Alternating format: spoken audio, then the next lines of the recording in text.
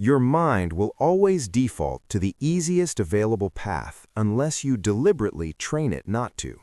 Left alone, it chooses comfort over challenge, distraction over focus, delay over decisive action. Every day, it whispers the same gentle lies. You can do it later. You're tired. You deserve a break. This is enough for today. Those whispers feel harmless, even reasonable, but they quietly keep you trapped exactly where you are. Growth, power, and mastery come only from repeatedly forcing your mind to obey your decisions instead of your moods. This is not about perfection or becoming some emotionless machine. It is about proving to yourself again and again that you can move when you do not feel like moving, speak when you would rather stay silent, finish what you would rather avoid, and choose the path that builds strength instead of the one that feels safe. The entire purpose of this training is simple: to build a mind that listens to you. When your decisions are clear and your actions follow regardless of how you feel in the moment, there is very little you cannot build, transform, or overcome in your life. Every person alive carries a list, sometimes written, sometimes only felt, of tasks they have been postponing.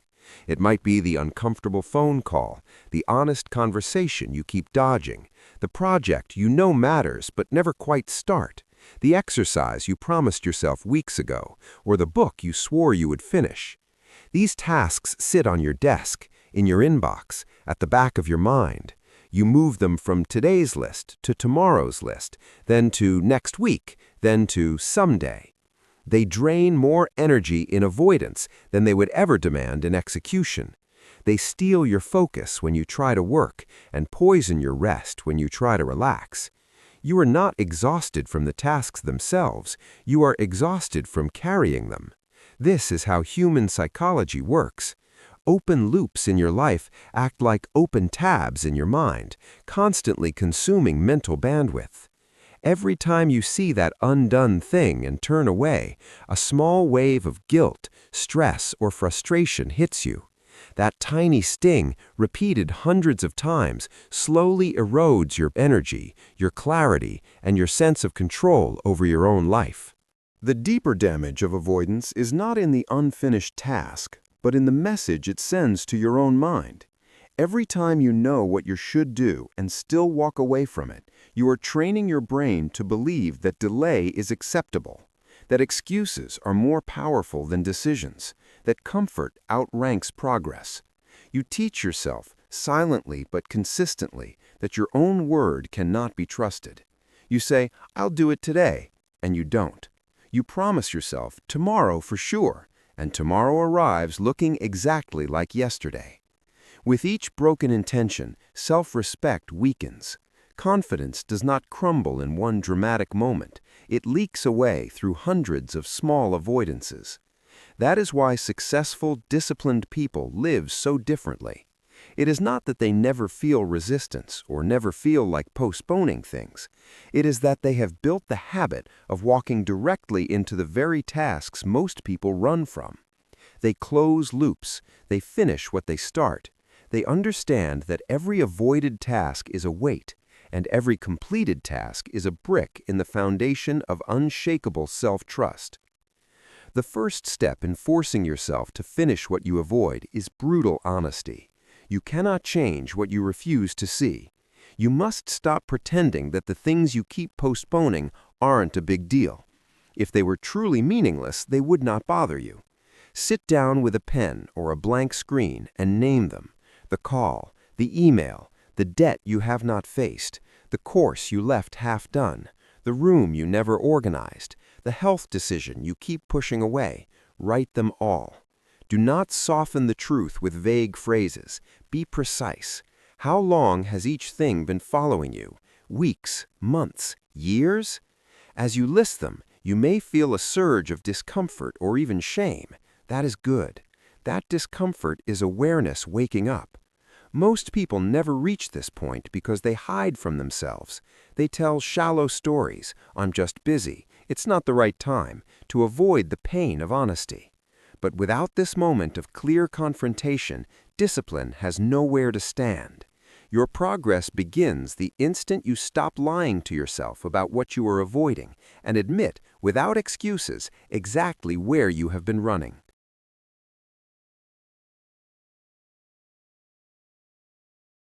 Once you have exposed these avoided tasks to the light, you must break their psychological power quickly through action.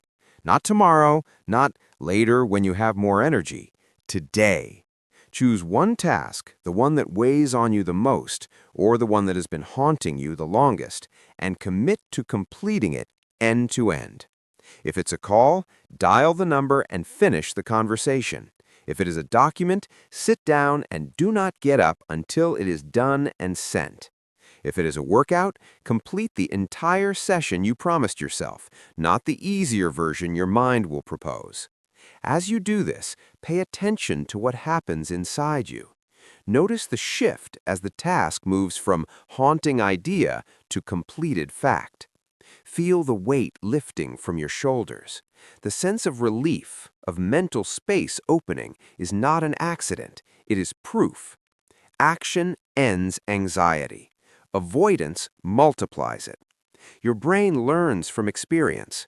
When you finally finish something you have dragged behind you for weeks, your mind receives undeniable evidence that doing the hard thing is far less painful than constantly running from it. That single act is more powerful than hours of motivation videos or positive thinking because it rewrites your nervous system with lived reality. To turn this into a way of life, set a non-negotiable rule for yourself. No avoided task is allowed to follow you into tomorrow. If you notice that you have moved the same task from one day's list to the next, that task becomes your priority. It is the thing you do before you answer messages, before you scroll, before you reward yourself with comfort. This rule is not about being harsh. It is about retraining your identity. You are teaching your mind through repeated evidence, I am not the kind of person who leaves loose ends. I close what I open, I finish what I start. Begin with small, concrete wins. Make your bed the moment you rise. Pay that one bill you have been ignoring. Clear that one messy corner that irritates you every time you see it. Write one page of the book you keep saying you'll write. These actions seem trivial, but they are not. They create momentum. Momentum is what discipline feels like from the inside. One completed task feeds the energy for the next. As you accumulate these daily completions, your mental environment changes. The fog of guilt and unfinished business thins. Your focus sharpens. Your sleep improves because your mind is no longer buzzing with everything left undone. Give yourself 30 days of finishing just one thing you have been avoiding every single day, and you will not recognize the person you have become. Finishing what you avoid is only the first stage. The deeper transformation comes when you start training yourself to choose the harder path whenever life quietly offers you a choice between ease and effort. Your days are made of crossroads that look small but decide everything. Whether you hit snooze or get up, whether you cook something decent or grab the fastest junk, whether you open the project file or open a social app, whether you confront a problem or pretend it will vanish on its own. Each time you stand at one of these crossroads, you are not just deciding what to do for the next 5 minutes, you are deciding who you are becoming. Take the easy option often enough, and your mind starts to believe that comfort is your right and effort is a rare exception. Take the harder option often enough, and your mind starts to expect effort and respect you for it. Discipline is not some mystical trait reserved for special people. It is the simple, repeatable practice of taking the harder choice again and again until it feels like the natural way you operate. You do not read yourself into discipline, you decide yourself into it, one hard decision at a time. The real birth of discipline happens in the instant you notice the easier choice, feel its pull, and still turn away from it on purpose. That is the moment most people collapse, when the couch looks better than the gym, when just a few minutes of scrolling looks better than one focused hour of work, when swallowing your words looks easier than having a real conversation.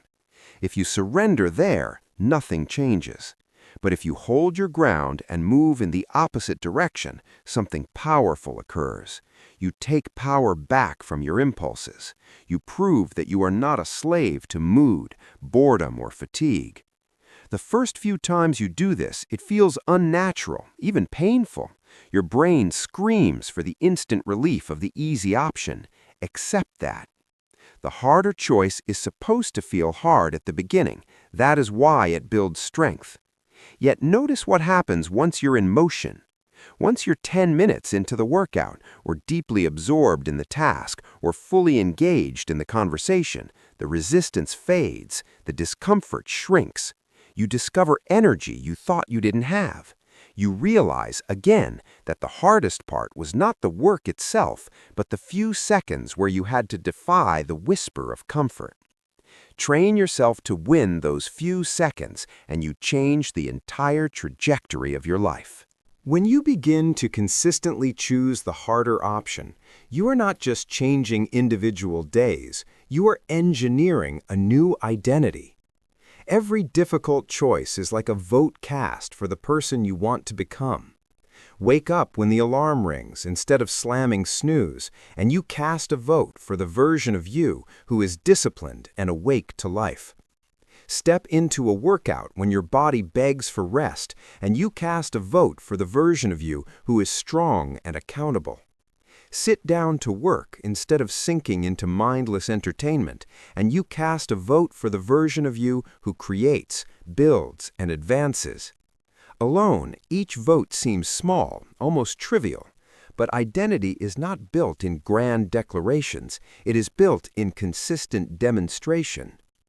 When the votes for discipline outnumber the votes for comfort, something irreversible happens. You no longer have to fight yourself at every crossroads. Your default setting shifts. You start to expect effort from yourself and to feel uneasy when you avoid it. This is the quiet, powerful turning point where discipline stops feeling like punishment and starts feeling like the normal expression of who you are. To strengthen this discipline, you must also stop negotiating with yourself in the critical moments. Most people lose the battle not because the task is too difficult, but because they give their mind endless room to argue. The alarm rings and they open a courtroom inside their head, making a case for and against getting up. They feel a tug of resistance before a workout and invite excuses to testify. You're tired, you don't have time, one missed day won't matter. They sit down to work and immediately begin bargaining. 5 minutes of scrolling first. I'll start after this video. That inner negotiation is where discipline dies. You cannot win a debate with your weaker impulses because your weaker impulses are relentless and emotional. The solution is to remove debate altogether. Decide your standards once, what time you wake, when you train, how you work, and then treat those decisions as law, not suggestions. When the moment arrives, you obey the standard without discussion. This may feel rigid at first, but it is actually the path to freedom. You conserve mental energy, you prevent self-sabotage, and you reinforce a clear message to your brain. We do what we said we would do. End of discussion. Your mind also has another, more subtle way of working against you. It constantly looks for escape. The moment a task feels tedious, uncertain, or uncomfortable, your brain starts scanning for exits. Check your phone, it whispers. Grab a snack. Take a quick break. Do something easier first. This escape impulse is not proof that you are weak or broken. It is proof that your brain is wired to conserve energy and avoid discomfort. Left untrained, it will drag you out of any situation that feels demanding, even if that situation is exactly what you need to grow. You see it when you intend to study and suddenly feel an urgent need to reply to messages. You see it when you intend to write and find yourself cleaning the room instead. You see it when you plan to talk honestly with someone, then change the subject at the first sign of tension. These are not random distractions, they are your mind attempting to flee. If you do not learn to interrupt and override this escape pattern, it will quietly steal years of your potential while convincing you that you are simply taking small breaks or waiting for the right time. Mastering this escape response begins with simple awareness. You must become a watcher of your own mind. When you sit down to work and suddenly feel the urge to check your phone, do not move immediately. Pause. Notice the spike of restlessness, the thought that says, just for a second. Recognize, this is my mind looking for escape because the task feels hard or boring. That moment of conscious recognition is a small crack in the automatic chain of reaction. Into that crack, you insert choice. Instead of obeying the impulse, you tell yourself clearly, I see what this is, and I am not leaving. Then you redirect your attention back to the work and commit to staying for another 5 or 10 minutes. Often, those extra minutes are all it takes for your focus to return and the urge to escape to fade. This pattern is universal. The peak of discomfort usually comes right before your mind settles into engagement. By training yourself to hold steady through those first waves of restlessness, you rewire your brain to understand that discomfort is not a command to flee. It is simply the threshold you must cross to reach deep concentration, meaningful effort, and real progress. To make control easier, change not only your internal response, but also your external environment. If the exit is always within reach, your mind will use it. Leaving your phone on the desk while you try to do deep work is like placing a trap beside your own feet and hoping you won't step into it. Stocking your kitchen with junk while promising yourself you'll eat clean is the same contradiction. Surrounding yourself with people who constantly avoid responsibility while you try to build discipline creates friction in your own behavior. You do not win by willpower alone, you win by design. Put your phone in another room during focused work. Remove or reduce the temptations that consistently pull you off track. Choose spaces and people that normalize effort, not escape. When your environment makes the disciplined choice the easiest choice, your mind has fewer excuses to run. Over time, with both internal awareness and external structure, you begin to experience a new kind of freedom, the freedom of a mind that no longer bolts for the door every time life asks something difficult of you, but instead learns to stay, to face, to finish. The mind does not only escape tasks, it escapes emotions. Often you are not running from the work itself, but from what the work makes you feel. Fear of failure, fear of judgment, doubt about your ability, insecurity about whether you are good enough. These are the real forces that send your thoughts searching for a way out.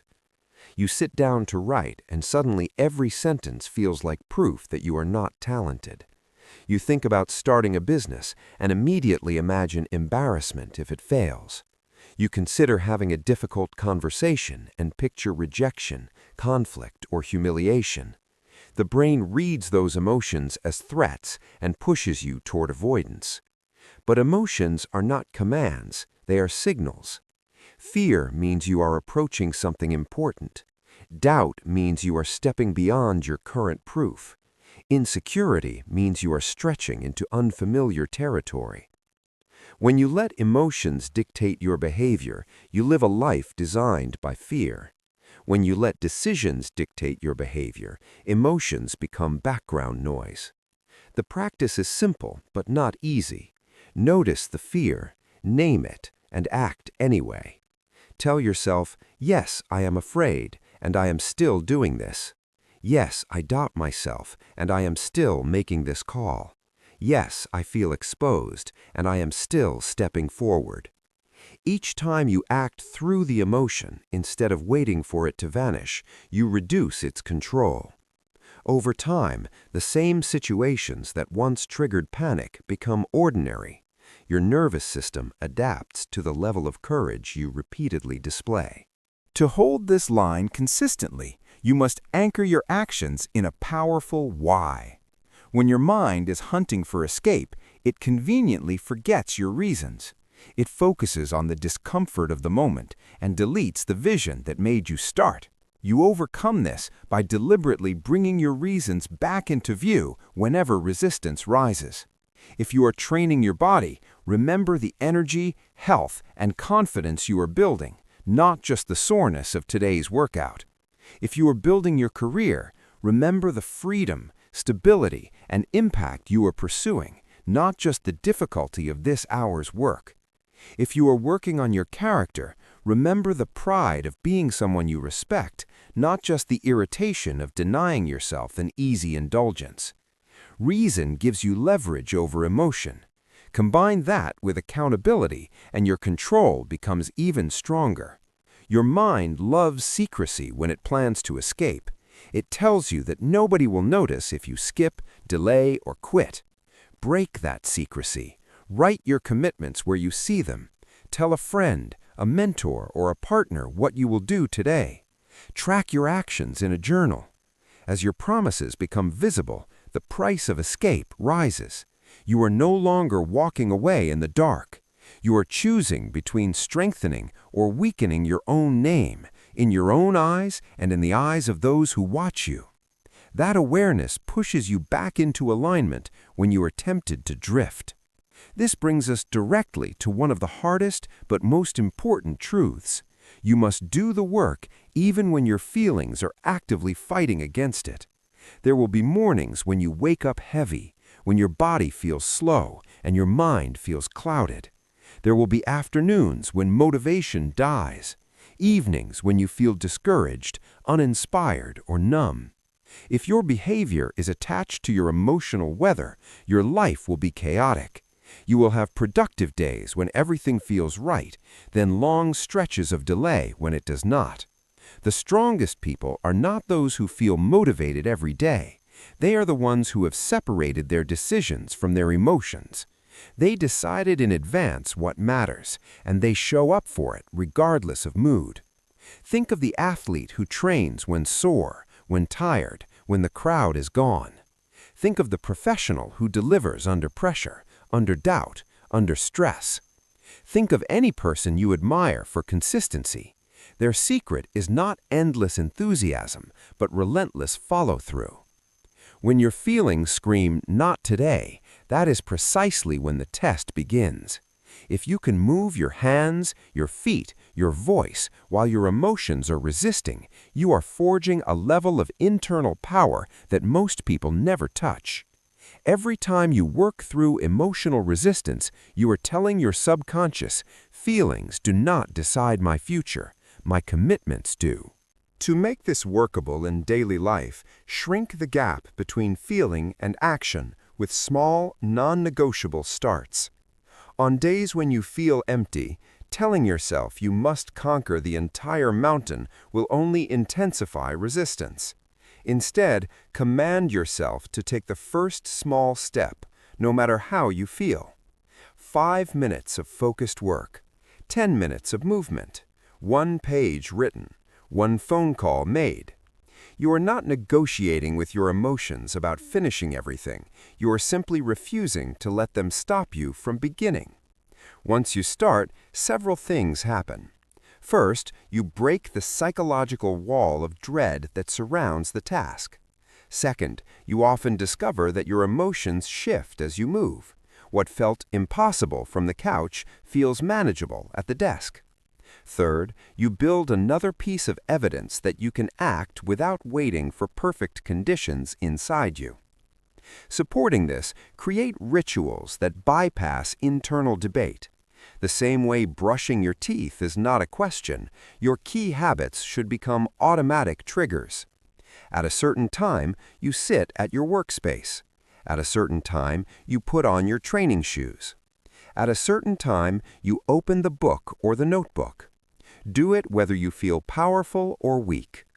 Over time, the ritual carries you when your emotions will not.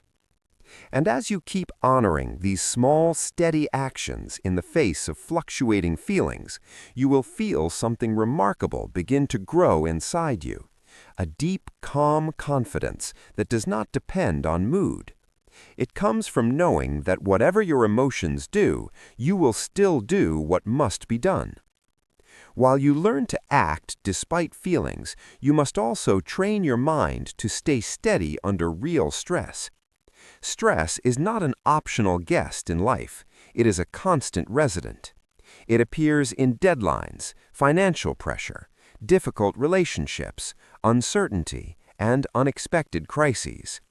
Some people collapse under stress, while others seem to grow sharper and more focused under pressure. The difference is not that one has fewer problems, it is that one has trained their mind to respond with steadiness instead of panic. When stress hits, the natural reaction is to scatter. Your thoughts race, your emotions spike, and your body tightens. If you act on that first reaction, you make poor decisions, you avoid what you should face, and you create more problems than you solve. The skill you need is the ability to pause, breathe, and create a small space between the stressor and your response. In that space, clarity lives. This is not about ignoring stress or pretending it doesn't matter. It is about calming your nervous system enough to think clearly and act strategically. One of the most effective ways to build this steadiness is through exposure.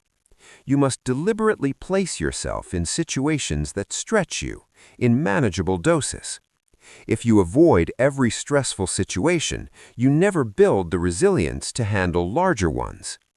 Practice finishing tasks on time when deadlines feel uncomfortable. Have small conflicts instead of avoiding them. Take on responsibilities that push you beyond your comfort zone. Each time you do, you teach your brain that stress is not a threat to your survival. It is a signal that you are growing. This is how you build what psychologists call stress tolerance, the ability to remain functional and focused even when pressure rises. Another powerful tool for managing stress is controlling your breathing. This may sound too simple, but it is biologically profound. When stress hits, your breath becomes shallow and rapid, which signals danger to your brain and fuels panic. By intentionally slowing and deepening your breath, you send the opposite signal. You are safe. You can handle this. Just a few steady breaths can lower your heart rate, reduce muscle tension, and quiet the storm in your mind. You do not need to sit in meditation for an hour. You can do this in the middle of a tense meeting, before a difficult conversation, or when you first feel the wave of overwhelm.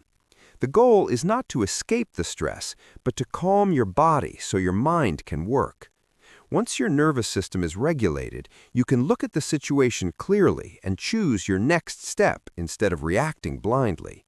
This practice alone can transform how you show up in high-pressure moments. You stop being a victim of your own physiology and become the commander of it. Mental reframing is another essential skill for staying steady under stress. The weight of a challenge is often determined by the story you tell yourself about it. If you see stress as proof that you are failing, it becomes crushing.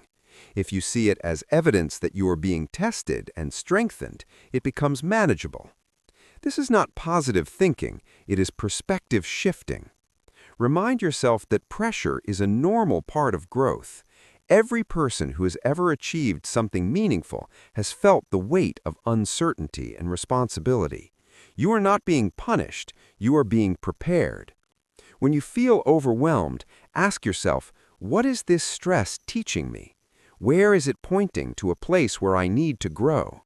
Stress often highlights the exact areas where you are weak: time management, communication, emotional regulation, or skill gaps. Instead of running from those areas, lean into them. Use the stress as a map for your development. This turns stress from an enemy into a teacher, and that shift alone can reduce its power over you. Structure is another critical element in maintaining steadiness. Stress feels most overwhelming when it is vague and chaotic. A pile of unfinished tasks, a list of responsibilities, and a calendar full of obligations can feel like an avalanche when they are not organized. The antidote is clarity. Write everything down. Break large projects into small, actionable steps. Prioritize what must be done first, second, and third. When you have a clear plan, your brain can stop spinning in worry and start focusing on execution. The chaos becomes a sequence. You are no longer facing a mountain, you are climbing one step by step. This is why successful people often have rigid systems for their days and weeks. It is not about being controlling, it is about reducing the mental load of decision-making and stress. When your structure is solid, you can move through pressure with confidence because you know exactly what needs to happen next. You must also care for your body as part of this training. Stress hits harder when you are physically depleted. If you are chronically tired, poorly nourished, or sedentary, your capacity to stay steady under pressure shrinks dramatically. Exercise is not just for physical health, it is a direct training ground for mental resilience. When you push through the discomfort of a workout, you are teaching your mind that discomfort is survivable and that effort leads to strength. Proper sleep is not a luxury, it is the foundation of emotional regulation and cognitive function. Nutrition stabilizes your energy and mood. These habits do not eliminate stress, but they raise your threshold for handling it. A strong body supports a steady mind. You cannot expect your mind to be unshakable if your body is constantly running on empty.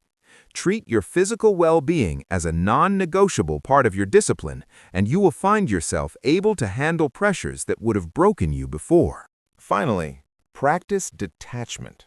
Stress feels unbearable when you tie your entire identity to a single outcome. If your self-worth is on the line with every project, every conversation, or every decision, then every obstacle feels like a life-or-death threat. To stay steady, you must learn to see stress as temporary and specific, not permanent and global. Remind yourself that one failure does not define you, that this pressure will pass, and that you are larger than the current challenge. Detachment is not apathy, it is perspective. It allows you to engage fully with the task without being consumed by fear of the result. You can give your best effort while accepting that you cannot control every outcome. This mindset frees you from the paralyzing grip of stress and allows you to perform at your highest level, even under pressure. Over time, as you practice these tools, breathing, reframing, structuring, caring for your body, and detaching, you will notice a profound change. Stress will still come, but it will no longer control you. You will meet it with a calm, focused presence that allows you to think clearly, act decisively, and move forward with strength. While you learn to manage stress, you must also confront the quieter, more insidious force that often governs your daily choices: laziness. Laziness is not always loud or dramatic. Most often, it arrives as a gentle whisper in your mind, suggesting that you have done enough, that you deserve a break, that you can stop now. It feels reasonable, even kind in the moment. But this whisper is the voice that keeps you from your potential. It appears at the exact moment when progress is about to be made, when effort is required, when the next step could change everything. If you give in, you repeat the same cycle of quitting early and never seeing results. If you push forward anyway, you separate yourself from the crowd and train your character in a way that cannot be taken from you. You know this voice well. It comes when the alarm goes off early and your bed feels too comfortable. It comes when you are working on something important and your brain says you can finish later. It comes in the middle of a workout when your body says enough for today. These moments happen to everyone. The difference is not who hears them, but who decides to push forward anyway. That is what builds resilience. That is what strengthens the mind. Laziness wants immediate relief. It wants to avoid discomfort in the short term, even if it means creating bigger problems in the long term. It tricks you into believing that stopping now is harmless, but the cost is heavy. Each time you stop when you should continue, you reinforce weakness. You tell your mind that comfort matters more than growth. And soon, stopping early becomes a habit that touches every area of your life. You start to quit conversations, projects, responsibilities, and goals halfway through. The pattern of laziness becomes your identity. That is why it is so dangerous. It is not just about one skipped task. It is about who you are training yourself to become. When the whisper comes, you must have a rule in place. The rule is simple. Keep going a little longer. If you plan to work for an hour and at 30 minutes laziness tells you to stop, commit to 10 more minutes. If you promised yourself 20 push-ups and your body tells you to stop at 12, push through until 20. This practice of going past the whisper is where real discipline is built. Each time you override it, you prove to yourself that laziness does not control you. That proof strengthens your self-respect, and self-respect is the foundation of confidence. To defeat laziness, anchor yourself in clarity. Laziness thrives in moments of vagueness. When you are unclear about what you need to do, the whisper has power. It convinces you to delay because the task feels endless. That is why you need to set clear, specific goals. Instead of saying, "I'll work on this project," decide, "I'll complete this one section by noon." Instead of saying, "I'll exercise," decide, "I'll run 2 miles." Clear goals shrink the space where laziness operates. They give you a finish line to focus on, and focusing on that line helps you move forward even when you don't feel like it. It also helps to remind yourself of the bigger cost of quitting. Ask yourself, what will it cost me if I stop now? The answer is always the same. You lose progress, you lose momentum, and you lose the chance to trust yourself. This thought makes the whisper weaker, because while stopping feels good in the moment, regret feels worse later. When you picture the regret, the choice becomes clear. Do you want a few minutes of comfort now, or the satisfaction of knowing you followed through? The satisfaction always outweighs the comfort. One practical strategy is to use physical movement to break laziness.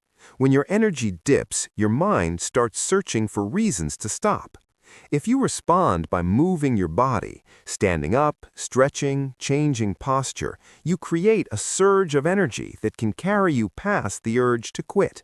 Your body and your mind are connected. By moving one, you influence the other. That is why sitting still while listening to the whisper makes it stronger. But taking action interrupts the pattern and puts you back in control. Another key is to limit the negotiation you allow in your mind. Laziness gains power when you start debating with it. The longer you entertain thoughts like, "Maybe I should stop now," the more convincing they become. Don't argue with laziness. Decide quickly. Push forward without giving it oxygen. The faster you act, the weaker the whisper becomes. Delay only makes it louder. You also need to recognize that laziness often disguises itself as kindness. It says things like, "You deserve rest," or "Take it easy, you've worked hard enough." While rest is important, there is a difference between earned rest and avoidance. Laziness tries to convince you that avoiding effort is self-care, but in reality, self-care is keeping promises to yourself. True rest feels satisfying because it follows effort. False rest feels empty because it comes from quitting. Learn to distinguish the two. Over time, the more you push past laziness, the quieter it becomes. It never disappears completely, but it loses its power. You become the type of person who expects resistance and moves forward anyway. You no longer wait for the perfect mood. You no longer give weight to excuses. You act because you decided to act. That identity makes you unstoppable in a world where most people stop at the first sign of discomfort. Imagine what your life would look like if you applied this consistently. Projects would be finished, not abandoned. Goals would be achieved, not delayed. Promises would be kept, not broken. You would trust yourself to follow through in every area of life. That trust would spread into your relationships, your work, and your personal growth. The difference between the person who gives in to laziness and the person who pushes forward is the difference between a life of regret and a life of pride. The real secret is understanding that pushing forward is not just about the task at hand, it is about shaping your future.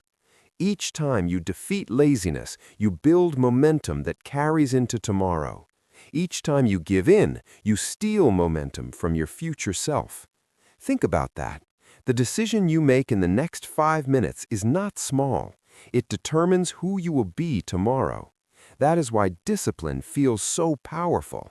You are not just working on a task, you are working on yourself. So the next time laziness whispers to stop, see it for what it is. It is not a signal that you should quit. It is a test asking you, will you give in or will you grow? Push forward. Take one more step. Do one more rep. Write one more page. Make one more call. Then do another. Keep going until the whisper fades into the background. The feeling of pride and control that follows will always be greater than the temporary comfort of quitting.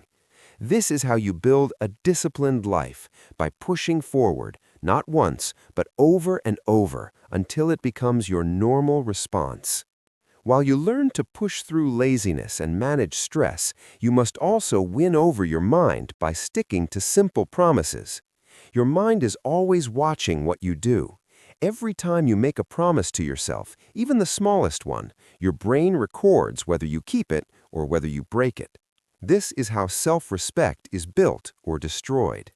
If you say you will wake up at a certain time and you actually get up, your brain notes it.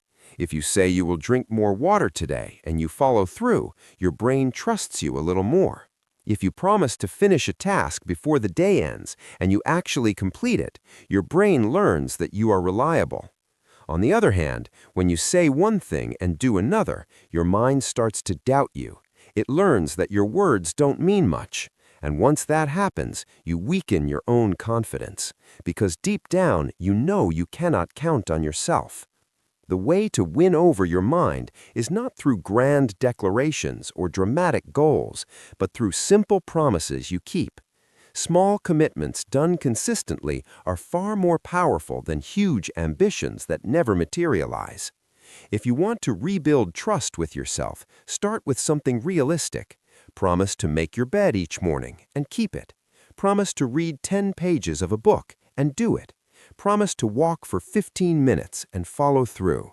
These may seem small, but they carry enormous weight because they prove to your mind that you mean what you say. Over time, this repetition creates a new identity. You begin to see yourself as someone who follows through. That identity becomes the foundation for bigger achievements. Most people fail not because they cannot do hard things, but because they overwhelm themselves with unrealistic promises. They swear they will completely change their life overnight. They set huge goals with no structure, and when they inevitably fall short, their mind loses faith in them. The better approach is steady consistency. Build discipline by showing yourself proof through small wins. If you can trust yourself with the little things, you can trust yourself with the big ones. Confidence is built like a staircase, not a leap. Your promises are like contracts with yourself. They're not for others to see. They are the agreements you make privately that shape how you feel publicly. If you keep those contracts, you walk with strength. If you break them, you carry quiet shame. Think about how heavy it feels when you know you said you would do something, but you didn't. That disappointment lingers, even if nobody else knows. Now think about the pride you feel when you keep a commitment, even if it's small. The sense of control and satisfaction is real. That is the psychology you need to harness. Winning over your mind is not about perfection. You will miss sometimes, but the goal is to build a pattern where your actions match your promises most of the time. This pattern builds reliability, and reliability builds belief. When you know you will do what you say, you no longer waste energy doubting yourself. You free up mental space to focus on progress instead of excuses. That is how momentum is created. To make this work, you need to keep your promises simple and clear. Vague promises are easy to break. Saying, "I'll be more productive tomorrow," is too unclear. Saying, "I'll finish this report by noon," is specific. Saying, "I'll be healthier this week," is vague. Saying, "I'll avoid soda for the next 7 days," is clear. The clearer the promise, the easier it is to measure and the harder it is to escape. Another key is to never overpromise to yourself. Start with promises that you know you can keep. It's better to build confidence with small wins than to destroy it with big failures. Over time, once your track record is strong, you can expand. Think of it like lifting weights. You don't start with the heaviest load. You start light. You prove you can handle it, and then you gradually increase. Promises work the same way. Begin with what you can handle, add more as you grow. The habit of sticking to promises also strengthens your ability to resist temptation. When you practice saying yes to discipline and no to excuses in small things, you carry that strength into larger challenges. If you train yourself to finish a simple task before relaxing, you're more likely to finish an important project before procrastinating. The small becomes practice for the big. This is how discipline expands across your life. One of the most damaging things people do is speak casually to themselves. They say, "I'll do it tomorrow," but tomorrow never comes. They say, "I'll cut back," but they never commit. Each time this happens, your brain learns that your words are empty. You cannot afford to speak casually about commitments. If you say it, mean it. If you don't intend to do it, don't say it. Protect the value of your promises. That value is the core of your relationship with yourself. Keeping promises to yourself is also what builds resilience during difficult times. When stress, fatigue, or doubt show up, you fall back on your habits. If you have built a habit of keeping promises, you will follow through even in hard seasons. If you haven't, you will collapse under pressure. This is why consistency matters more than intensity. A person who has consistently kept small promises is stronger in a crisis than someone who has broken big ones repeatedly. The strength is not in the size of the promise, but in the reliability of the follow-through. Another benefit of sticking to promises is clarity of identity. You stop questioning who you are. You stop wondering if you are disciplined, capable, or strong. You know you are because you have evidence. Every small completed promise is evidence. This clarity builds an unshakable kind of confidence. You don't need others to validate you. You don't need external motivation.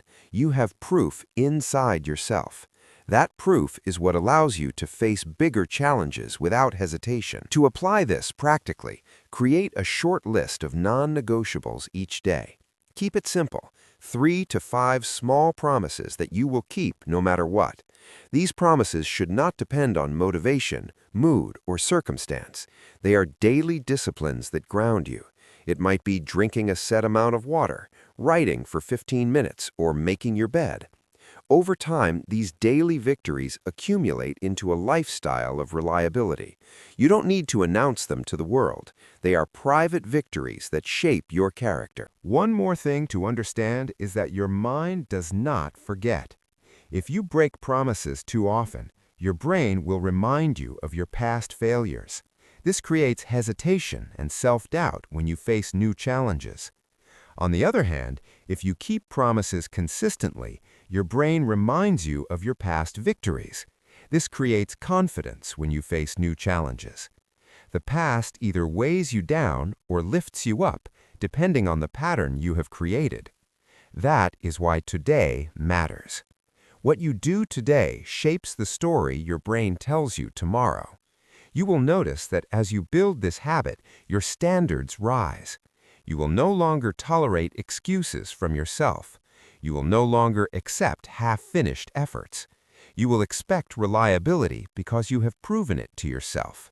That expectation becomes natural. It no longer feels like discipline.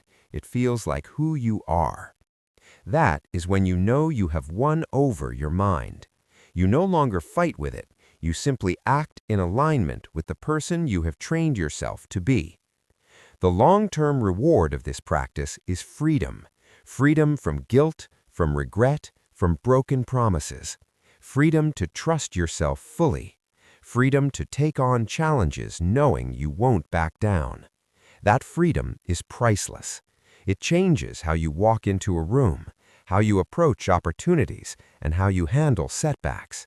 People notice it, but more importantly, you feel it. And it all begins with the decision to keep the simple promises you make to yourself. If you want to transform your life, don't chase dramatic gestures. Start with the smallest commitments and keep them over and over, day after day. Watch how your confidence grows. Watch how your self-respect deepens. Watch how your mind shifts from doubting you to believing in you. That shift is the foundation for everything else. You win over your mind not with talk, but with proof. And proof comes from promises kept, one small victory at a time. One practical way to train yourself out of delay is to use the rule of immediate action. When a task appears and you know it matters, act on it within a short window. Make the call, write the first sentence, open the file, take the first step. Don't let the space between thought and action widen, because that space is where delay grows. Shorten the gap. Teach your brain that decisions are followed by movement. The more you practice this, the more automatic it becomes. Another powerful practice is to shrink the task down. Many people delay because they look at the whole project and feel overwhelmed. They think about the hours it will take, the energy required, the challenge ahead. Instead of tackling the whole thing, commit to just starting. If you need to write, start with one paragraph. If you need to exercise, start with 10 minutes. If you need to clean, start with one drawer. Acting in the moment doesn't mean finishing everything at once. It means beginning right now. Beginning is the hardest part. Once you break through it, the rest becomes manageable. It also helps to recognize the cost of delay in emotional terms. Every time you delay, you carry guilt with you. You feel uneasy, distracted, and restless. Even when you try to relax, the thought of what you avoided lingers in your mind.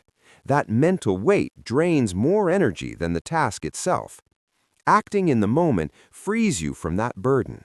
You gain peace of mind because you did what you said you would do. That peace is worth far more than the comfort of postponing. Consider how much of life is lost in waiting.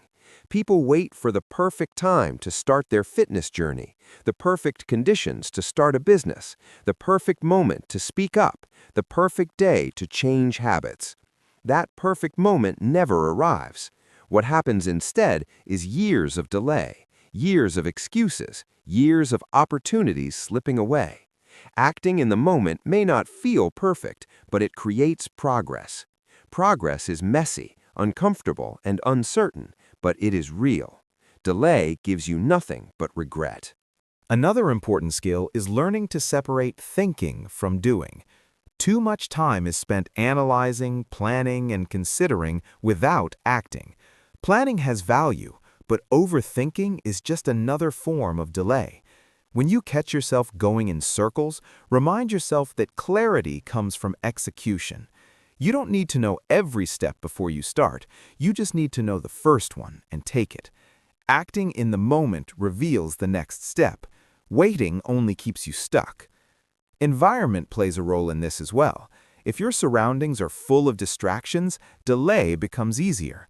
You must create an environment that supports immediate action. Put your phone out of reach when you need to work. Keep your workspace clear. Remove temptations that feed procrastination. The less friction between you and your task, the easier it is to act. Design your environment so that action becomes natural and delay becomes inconvenient. Accountability also helps break the cycle. When you keep your commitments private, it's easier to delay because no one else sees it. But when you tell someone your plan or write it in a visible place, the pressure to follow through increases. You've created a standard outside of your mood. This doesn't mean relying on others for motivation. It means using accountability as a tool to reinforce action in the moment. The deeper reason people delay is often fear. Fear of failure, fear of rejection, fear of discomfort. Delay is the mind's way of protecting you from what it perceives as a threat. But avoiding the fear only makes it stronger. The longer you wait, the scarier it feels. The cure is exposure. Acting in the moment forces you to face the fear directly. Each time you do, the fear shrinks over time. What once felt terrifying becomes normal. This is how courage is built, not by waiting until you feel fearless, but by acting while fear is still present. To build this habit, you must redefine how you see yourself. Stop calling yourself a procrastinator. Stop identifying with delay. Instead, build the identity of someone who acts quickly. Each time you take immediate action, reinforce that identity. Tell yourself, I act now, I don't wait. Over time, this becomes your standard. You no longer see immediate action as unusual. It becomes who you are. Imagine the life that opens up when you live this way. Tasks are no longer carried day to day. Opportunities are seized instead of missed. Goals move forward because action is consistent. Your confidence grows because you can trust yourself to follow through. Stress decreases because you no longer live under the weight of unfinished business. Acting in the moment does not just change your productivity, it changes how you feel about yourself. Breaking the cycle of delay is one of the most liberating shifts you can make. It gives you momentum, clarity, and freedom. It takes you out of hesitation and into action. And the truth is, the only difference between people who succeed and people who stay stuck is that the successful act while the others wait. They hear the same doubts, feel the same resistance, but they choose to move now. That single habit separates progress from stagnation. So the next time you catch yourself saying, I'll do it later, stop. Recognize that as the beginning of the cycle. Don't let the cycle repeat. Act in the moment. Even a small step is enough to break the pattern. Send the message, write the first line, take the first action. Each time you do, you weaken delay and strengthen discipline. With repetition, acting in the moment becomes natural, and the habit of postponing fades away. Your life will not change someday. It changes the moment you take action, the moment you stop waiting and start doing. The moment you decide that delay has stolen enough from you and it's time to claim your progress now. That choice is in front of you every single day. Break the cycle. Act in the moment. That is how you take back control of your time, your goals, and your future. While you learn to act in the moment and break the cycle of delay, you must also grow tougher each day by saying yes to discipline. Discipline is the foundation of strength. Every time you choose it, you grow tougher. Every time you avoid it, you stay the same. Life constantly places you at crossroads where you can either say yes to discipline or yes to comfort. The choice you make in those small daily moments shapes the entire direction of your life. When you wake up and decide to get moving instead of hitting snooze, that is discipline. When you finish your work before relaxing, that is discipline. When you keep a commitment you made to yourself, even though it feels inconvenient, that is discipline. And each of these choices toughens you in ways you cannot see in the moment, but feel deeply over time. Discipline is often misunderstood. People think it is about punishment or restriction, but it is the opposite.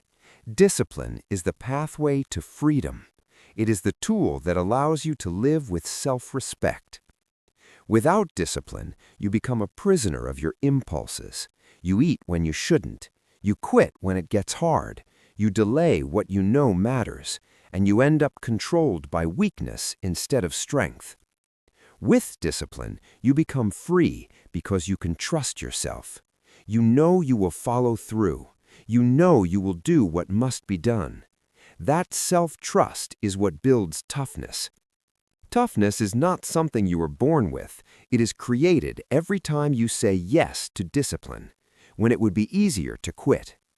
Think of the moments when you resisted temptation, when you completed a task despite fatigue, when you stuck to your standard even when nobody else was watching.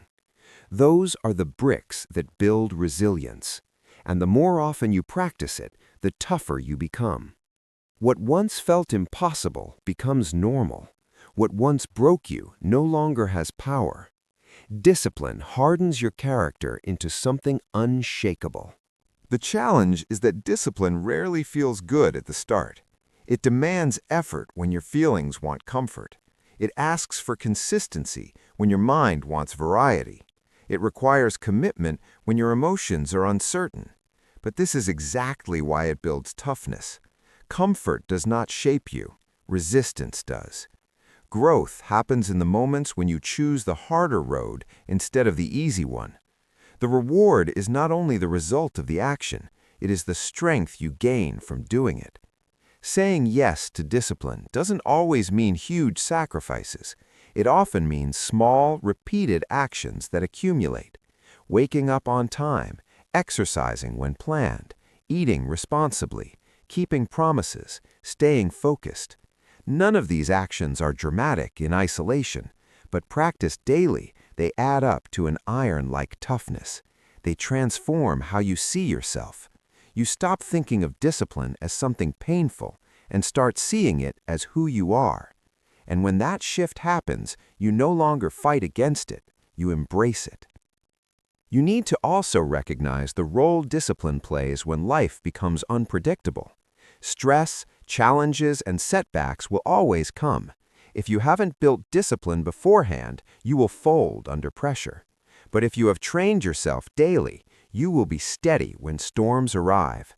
Discipline builds a reservoir of strength that you can draw from when life tests you. That is why growing tougher each day is essential. You cannot wait until the crisis arrives to build toughness. You must build it in advance through daily choices. One of the greatest gifts of discipline is clarity. Without it, life feels chaotic. You don't know what to do first. You feel pulled in every direction, and your mind is unsettled.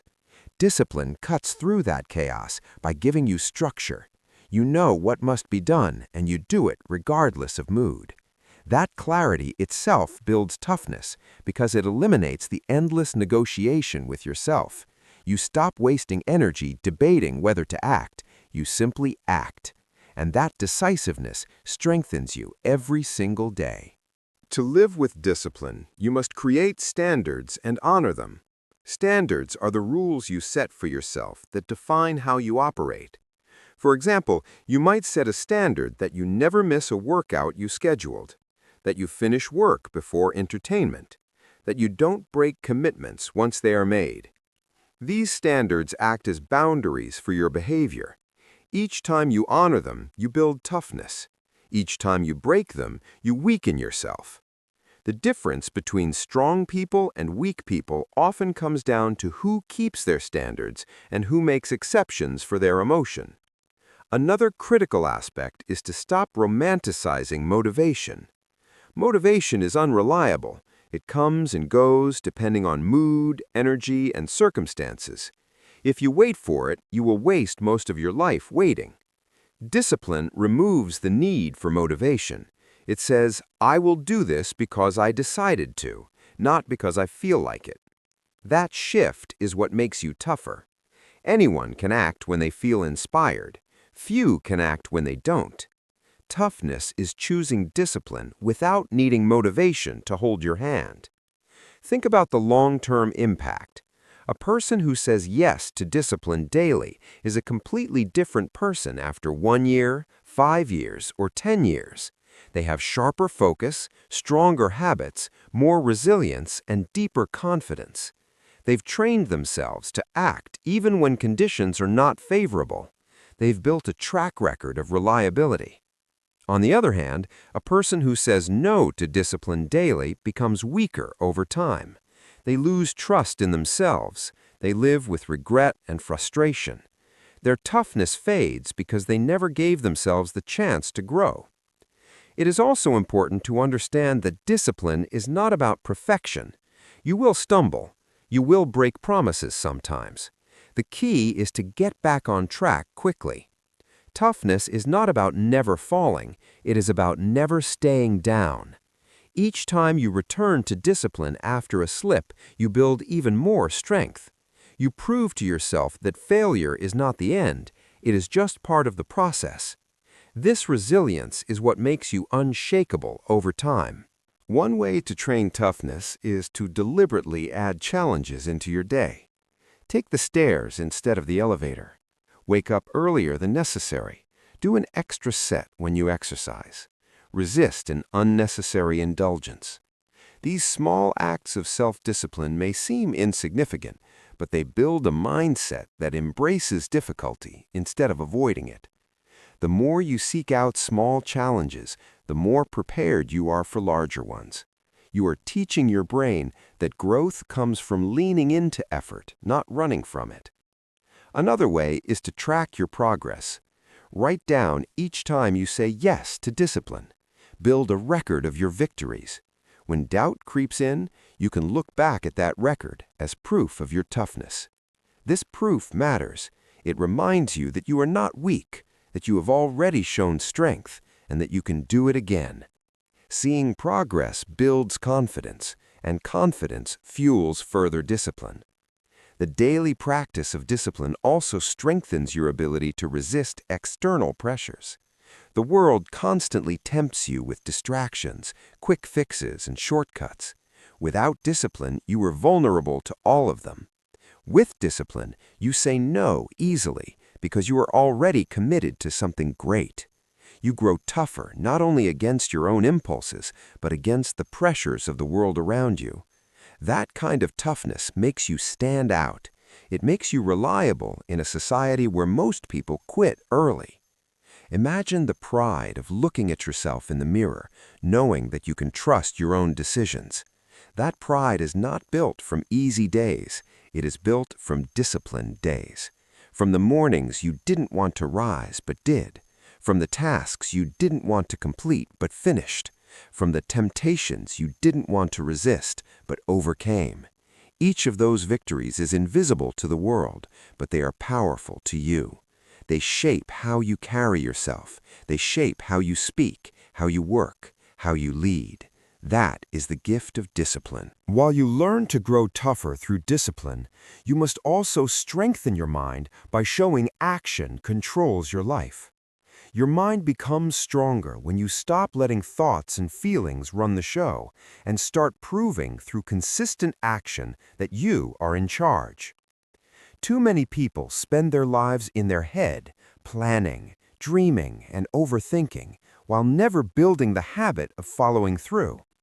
They confuse intention with progress, but the truth is, only action changes anything. When you show yourself daily that action directs your life, your mind begins to reshape itself.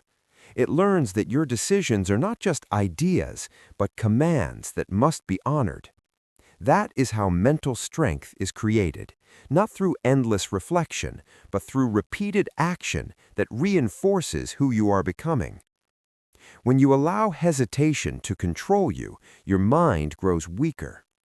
Every time you say you will do something but don't follow through, you build a pattern of failure in your own psychology. You teach yourself that your words mean nothing. Over time, this corrodes self-belief.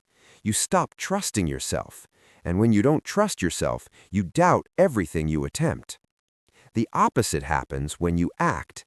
Each time you take a step, even a small one, you prove to your brain that you are dependable. That proof builds strength, it builds confidence, it builds momentum. Action is more powerful than motivation. Waiting for the perfect mindset before acting is a trap that keeps you stuck. Your brain will always find reasons to delay.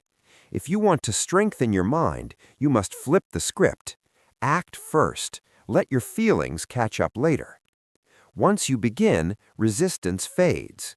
Once you move, energy rises. Once you commit, clarity comes. The key is to stop asking yourself whether you feel ready and to start proving through action that readiness is irrelevant. The stronger your mind becomes, the less you rely on mood and the more you rely on discipline. To build this kind of strength, you must train yourself in small, practical ways. Do the things you promise yourself immediately, no matter how insignificant they seem. If you say you'll wake up at 6, get out of bed at 6 without negotiation. If you say you'll work for an hour, sit down and start right on time. If you say you'll read 10 pages, pick up the book and turn the pages. Each of these moments may appear minor, but they are not. They are deposits into the account of self-trust. They are how your brain learns that action defines your life, not excuses.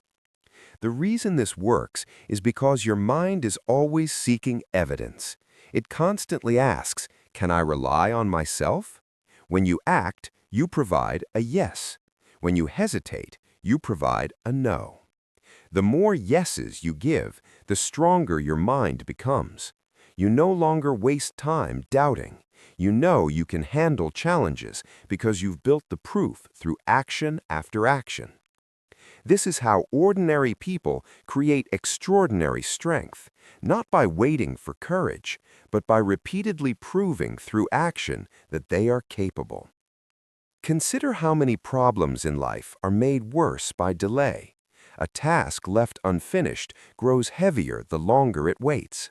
A conversation avoided becomes more awkward as time passes. A responsibility ignored creates stress that builds until it overwhelms you. Action is the cure. The moment you face the task, have the conversation, or accept the responsibility, the pressure begins to lift. Your mind learns that problems are not solved in your head. They are solved by movement. This lesson builds resilience because you stop fearing challenges. You know that whatever comes, you will act. Another benefit of choosing action is that it breaks the cycle of overthinking. The human mind has a tendency to spin stories, to exaggerate, to create unnecessary fear. The more you sit and think, the more tangled these stories become. Action cuts through them. When you take the step, the imagined obstacles often vanish. You realize the task wasn't as big as you thought. The fear wasn't as real as it felt. The work wasn't as impossible as your mind insisted. Strength is built each time you silence the noise of overthinking with the clarity of doing. To strengthen your mind further, you must stop giving power to excuses. Excuses will always appear dressed in convincing language. They'll tell you that today is not the right day, that you're too tired, that you'll be more focused tomorrow. If you follow them, you weaken your mental muscle. But if you reject them and take action anyway, you prove that you are in charge. That moment of defiance is where growth happens. You show your mind that excuses don't dictate your life, your choices do. It is also essential to measure progress, not by what you thought about doing, but by what you actually did. People often give themselves credit for planning, but planning without execution is worthless. Mental strength is earned in the execution. At the end of each day, ask yourself, what actions did I take? Not what did I think about? That simple shift in measurement rewires your brain to value results over intention. Over time, you begin to live by action naturally because you've trained your focus away from wishful thinking and onto tangible proof. One of the deepest changes that happens when you let action control your life is the transformation of identity. At first, you may see yourself as inconsistent, weak, or unmotivated. But each time you act, you chip away at that old identity. You replace it with a new one: disciplined, reliable, strong. Identity is not changed by wishing, it is changed by evidence, and the evidence comes from action. The more actions you take, the faster the old version of yourself fades and the new one emerges. To keep this practice alive, create daily rituals that demand action. Start your day with a meaningful task completed right away. This might be exercise, journaling, or focused work. Finishing something early in the day sets the tone. It tells your mind that action controls the pace of your life, not hesitation. Then, as the day unfolds, continue stacking actions. Don't wait for inspiration. Act, then act again. Build rhythm. This rhythm conditions your brain to associate action with progress and waiting with stagnation. Another powerful way to strengthen your mind is to deliberately embrace tasks that you resist. The more you avoid something, the more power it gains over you. By acting on the very things you resist most, you reclaim that power. If you dread making a call, make it first. If you resist exercising, put on your shoes and start moving. If you keep postponing a project, open it now and begin. Each time you do this, your mind learns that resistance is not a stop sign. It is just a signal that action is needed. Over time, this habit makes you unbreakable because nothing can control you for long. It is also important to see how action affects emotion. Many people wait for better emotions before moving, but emotions often change after movement. Think about how you feel after finishing something important. You feel lighter, prouder, more energized. That shift happens because action reshapes your emotional state. By taking control of your behavior, you indirectly take control of your emotions. This is how you stop being a victim of feelings and start being a creator of them. The long-term reward of living this way is peace of mind. When you consistently act, you don't carry the guilt of undone tasks. You don't live with the weight of broken promises.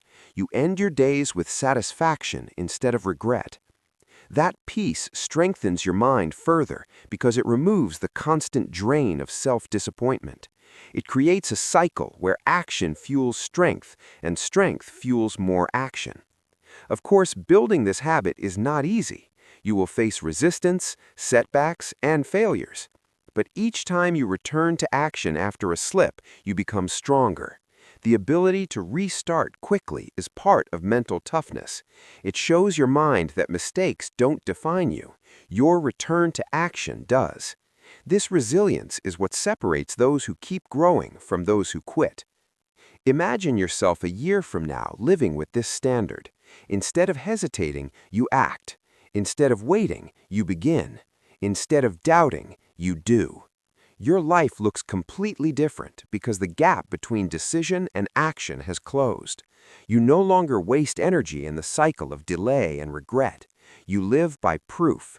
You trust yourself because you have shown yourself through thousands of actions that you are in control. That kind of mental strength is rare, and it is what creates extraordinary lives. Action is not glamorous. It is often simple, quiet, and unseen by others.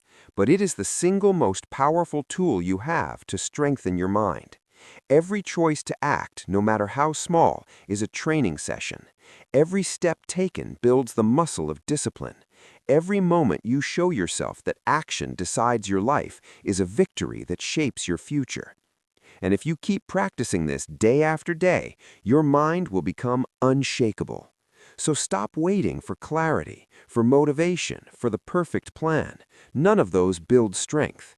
Strength is built in the moment you decide and act. That is how you prove to yourself that action controls your life.